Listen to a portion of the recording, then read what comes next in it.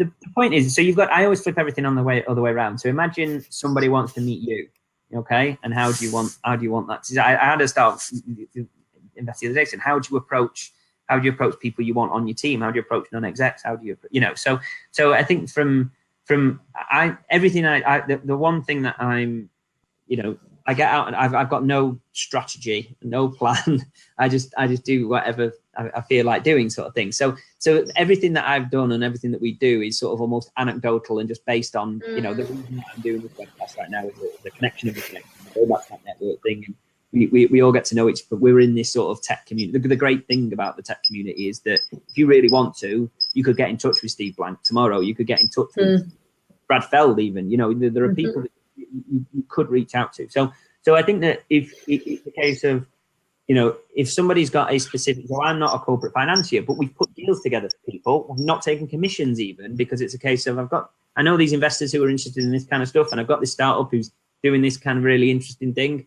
Maybe they meet for a coffee. So and we're always, we're open in that way. I can't give away anybody's details. I can't give away, what funds were raised last year by X client.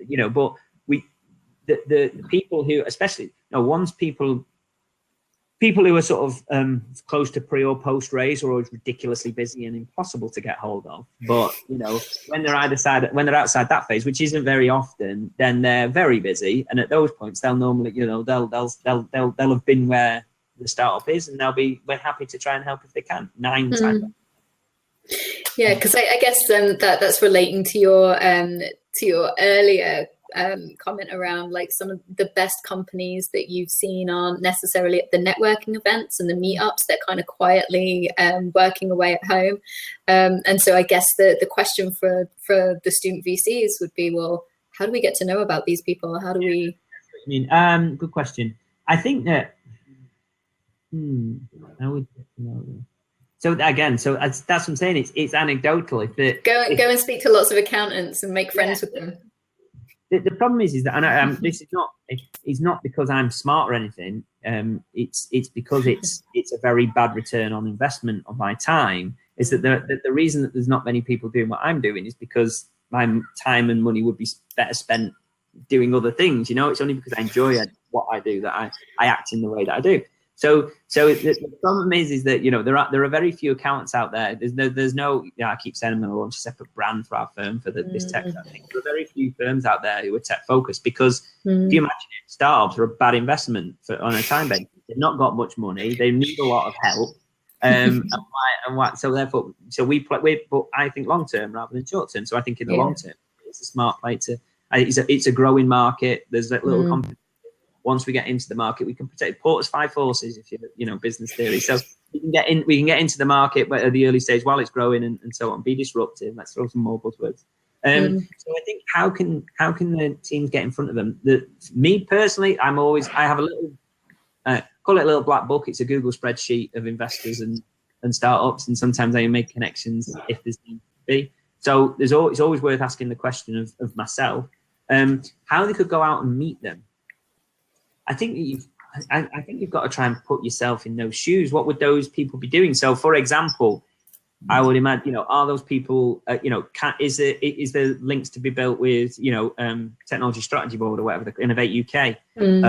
What about the universities? I'm sure you're looking, it's campus capital. But, so where might those people, right? If they're not, because there's this whole, which I'm a part of this sort of beer and pizza culture that's in Manchester because I like beer and pizza. But that whole culture is not necessarily for all the best teams. So looking outside that sort of traditional network, where might these people, it's marketing 101, where might these people be hanging out? Would they be making grant applications?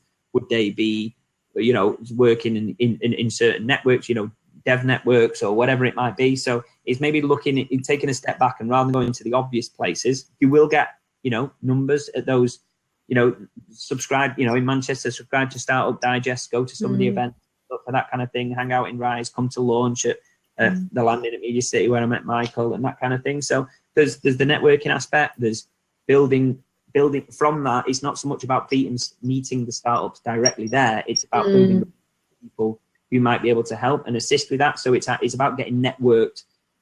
Everything that we do that's really powerful and positive and has generated really good business and good growth for us is a chain reaction to something that happened 18 months, 2 years ago. Interesting. I helped a guy who helped a guy, helped a guy, you know, and then he introduced me to this founder, and she was, you know, she needed some help with something, and then so it's a case of, it's about building a network yourself, not just at the typical events, and that could be with you know, it could be with, you know, there's a couple of good lawyers coming through in Manchester who are tech focused.